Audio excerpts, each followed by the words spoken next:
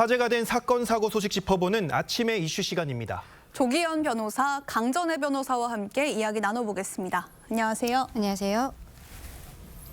서울 강서구청장 공천 로비 의혹의 핵심 증거로 꼽히는 이른바 김경의 황금 PC 속 녹취에서 여권 의원이 최소 7명 이상 거론된 걸로 파악이 됐는데 물론 사실관계 확인이 먼저겠지만 수사 확대 가능성도 있을 것 같습니다. 그렇죠. 지금 김경 시의원이 서울시의회에 있었을 때 본인의 PC는 아니고 본인 보좌진의 PC 안에서 김경 시의원의 녹음이 한 120개 정도가 나왔습니다. 여기에 대한 수사가 이루어지고 있는데 말씀 주신 것처럼 그 안에는 민주당 의원들 7명 이상의 이 실명들이 들어가 있었다라는 것이죠. 이게 지금 어떠한 사람들이냐면 전체가 다 서울의 지역구를 두고 있다라고 알려지고 있고요. 김경 시의원은 처음에 비례이다가 이제 강서구 쪽에서 시의원으로 나오지 않았습니까? 지금 영등포구청장에 나오려고 했었다, 강서구청장 나오려고 했었다라는 이야기들도 있는데 본인이 출마를 했거나 출마하려고 했던 지역과 관계가 있는 국회의원들 그리고 당 지도부, 공천에 대해서 관여를 할 수 있는 의원들 이런 사람들에 대해서 녹음이 나오는 것으로 알려지고 있습니다. 특히 이 녹음 중에는요. 의원들 남녀 한 명씩에 대해서는 실명을 거론하면서 그들은 금품을 받지 않는다. 이러한 구체적인 이야기들도 나왔다라고 전해지고 있습니다. 네, 현재까지 경찰이 금품 흐름을 정확하게 포착한 대상은 양모 전 서울시의회 의장인 걸로 알려졌습니다. 물론 이 양 전 의장은 본인은 금품을 받은 적이 없다고 의혹을 부인을 하고 있는데 경찰이 이 소환해서 조사를 할 것 같은데요. 자, 어떤 부분을 중점적으로 조사하게 될 것 같습니까? 가장 우선적으로는 김경 시의원과 양모 의장 간의 돈거래 여부겠죠. 네. 김경 의원은 최초에 민주당 의원에게 줘야 된다면서 했다고 요구를 해서 돈을 간뜩 갖다 줬다 이렇게 얘기를 했습니다. 그리고 29일 조사에서는 양 전 의원에게 수백만 원을 건넸다는 것까지는 인정했는데 공천 대가는 아니었다라고 얘기하고 있고요. 네. 근데 양 전 의장은 전혀 돈 수수 사실을 부인하고 있습니다.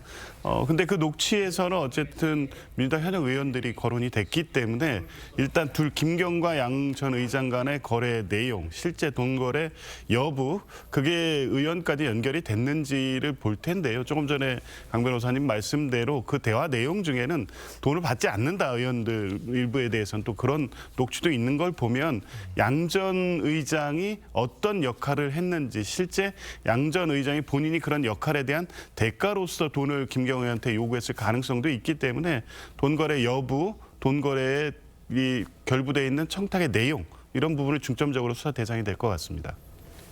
네, 김경 전 서울시 의원이 자신의 가족 회사에 고용된 임원들과 측근들에게 서울시의회 표창을 무더기로 수여한 걸로도 전해졌는데요. 여기에 강서구청장 보궐선거 로비 의혹에 깊이 연루된 사람한테도 이 표창장을 줬다는데 이게 도대체 어떤 일이 벌어진 겁니까? 그러니까 23년 8월에 김경 시의원이 당시에는 서울시 의회에서 예산결산 특별위원회 위원을 하고 있었습니다. 그런데 본인이 주최를 해서 AI를 활용해 서울시 행정을 혁신하는 이런 토론회를 열었었거든요. 근데 이 토론회가 끝나고 32명에게 서울시의회 의장 명의의 표창장을 수여를 했는데 이 표창장을 받은 사람 중에 한 명이 말씀하신 것처럼 김경 시의원 가족 회사의 임원으로 있던 사람이었습니다. 근데 이 사람 같은 경우에는 그 한 달 전, 그러니까 23년 7월에는 강서구청장 보궐선거를 위해서 김경 시의원이 한 의원에게 차명으로 후원을 했었는데 그 후원금 500만 원을 대신 내줬었던, 그러니까 차명으로 후원을 했었던 사람이었다라는 게 드러난 것이죠. 그리고 최근에 김경시 의원과 관련한 의혹들이 불거졌을 때 김경시 의원이 미국에 가서 CES에 참석했다는 것이 알려지면서 국민적 공분을 샀었는데 그때 CES의 출입증을 김경시 의원이 같이 발급을 받아서 같이 갔던 사람으로 알려지고 있습니다. 네. 이러한 부분에 대해서도 수사가 굉장히 앞으로는 많이 이루어져야 되지 않나 싶습니다. 네, 김 전 시의원과 강선우 의원을 둘러싼 공천 헌금 의혹 수사 마무리 단계에 들어선 걸로 알려졌습니다. 경찰이 두 사람의 신병을 확보할 것에 대해서 이 가능성도 좀 제기가 되고 있는데 어떻게 보십니까? 신병 확보는 사전 구속영장 청구를 의미하는 것일 텐데요. 김경시 의원 같은 경우에는 지금 전반적으로 제기된 의혹 혐의 사실에 대해서 인정하는 것으로 보입니다. 네. 그런 경우에는 뭐 증거인멸이나 도주 우려 여부까지 살펴서 영장 청구 여부를 검토할 텐데 본인이 사실상 혐의 사실에 대해서 자백하고 있다면 굳이 신병 확보의 필요성이 없다고 판단할 가능성이 있습니다. 반면 강선우 의원 같은 경우에는 사실상 범죄 혐의 사실을 부인하고 있습니다. 돈을 받았는데 그게 돈인 줄 모르고 받았다는 것이고 집안에 보관했는데 나중에 반환했다는 것인데 지금 김경시 의원이나 남모 보좌관과의 진술과 완전히 배치되고 있는 상황이어서요. 신병을 확보하지 않는 경우에 증거인멸의 우려가 있다고 볼 가능성도 있습니다. 아마 강선우 의원에 대한 신병 확보 여부는 경찰이 마지막까지 좀 고민할 것으로 봅니다. 네.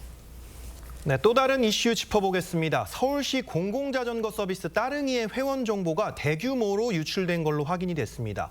이 많은 시민들이 이용하는 서비스인데 언제 또 어떤 정보가 빠져나간 겁니까? 이 사건은요, 언제였던지가 굉장히 중요할 것 같습니다. 왜냐하면 최근에 있었던 일이 아니라 2024년 4월에 디도스 공격이 집중됐던 시기에 있었던 일인데 말하자면 지금 서울시 시설관리공단에서는 경찰에서 이 이야기를 통보해 줄 때까지 제대로 확인조차 못하고 있던 상황으로 알려지고 있거든요. 네. 따릉이는 지금까지 한 500만 명 정도가 가입을 했다라고 하는데 그중에 450만 건 정도가 유출이 됐다고 합니다. 그러면 가입한 사람 대부분의 정보가 유출이 된 것인데 따릉이에 가입을 할 때는 필수 정보로서는 아이디와 그리고 휴대번호가 있고 선택을 해서 넣을 수 있는 정보 같은 경우에는 이메일 그리고 생년월일, 체중 이런 것들이 있습니다. 지금은 수집되는 정보들, 그러니까 필수 수집 정보, 선택 수집 정보 이런 것들이 유출된 것으로 알려지고 있는데 조금 더 내밀한 정보일 수 있는 이름이나 주소 이런 것들은 시설관리공단 입장에서는 수집 정보 자체가 아니기 때문에 유출 가능성이 없다라고 이야기를 하고 있습니다만 앞으로의 수사 과정을 조금 더 지켜봐야 될 것으로 보입니다.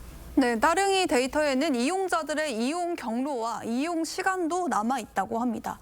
자, 그렇다면 생활 반경이 좀 노출될 수 있을 것 같아서 이것도 범죄에 악용될 수 있을 것 같은데 어떻게 보세요? 그럴 가능성은 배제할 수 없죠. 지금 밝히는 바에 의하면 민감한 정보의 유출 여부는 아직 명확히 확인되지 않고 있다는 겁니다. 그러니까 네. 유출되지 않았다라고 단정할 수 없는 상황인 겁니다. 그냥 일반 정보 유출만으로는 사실은 뭐 그 자체도 사실 범죄로 이용될 가능성이 있지만 위치 기반 서비스인 따릉이 서비스가 이동 경로라든가 결제 정보까지 유출이 됐다면 이제 그걸 이용한 스팸 범죄로 이어질 가능성이 있는 거죠. 그러니까 지금까지 유출되지 확인되지 않았다는 정도로 그칠 것이 아니라 실제 유출될 가능성까지 염두에 두고 추가 피해 여부에 대해서 면밀히 검토해야 될 것 같습니다. 이게 일단 유출이 되면 이후에 어느 방식으로 범죄에 이용할지까지들 이 당국이 다 확인할 수는 없기 때문에 모든 가능성을 열어놓고 사태의 어떤 상황 조사를 해야 될 것으로 봅니다.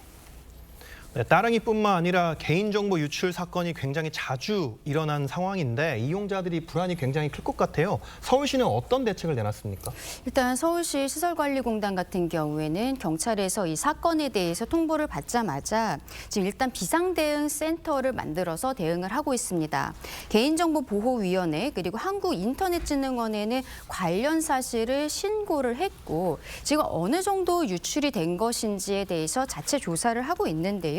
근데 말씀드린 것처럼 이 사건은 2024년 4월에 일어난 것인데 경찰이 다른 수사를 하다가 그 안에서 따릉이 정보를 보고서는 수사를 이어가던 중에 알게 된 거거든요. 그렇다면은 지금 시설관리공단에서 그동안의 정보 보호를 위한 어떤 근본적인 대책이 없었던 것이 아니냐는 지적들이 나올 수밖에 없는 것이고 향후에 이런 일이 재발하지 않도록 시스템을 개선하겠다라고 하고 있습니다만 조금 더 지켜봐야 될 것으로 보입니다.